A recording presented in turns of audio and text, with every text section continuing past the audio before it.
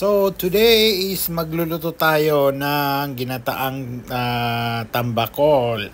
Yan ang mga sahog, mayroong bawang.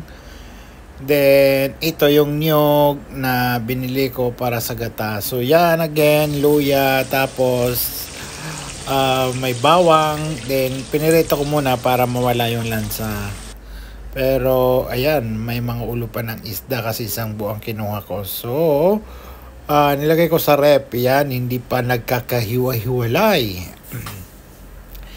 Then, habang hindi pag nagkakahiwalay, yung iba piniperito ko na. Then, kung makikita niyo, mild lang siya para mawala lang yung lasa. Parang ganun lang. Ayan. Nagisa na ako ng bawang. Then, next na nilagay ko ay, ayan, nilagay ko na lahat. Hindi ko na hinintay na pumula pa. Hindi makapaghintay na pumula ang bawang. Sabi ko makakain din naman yan. So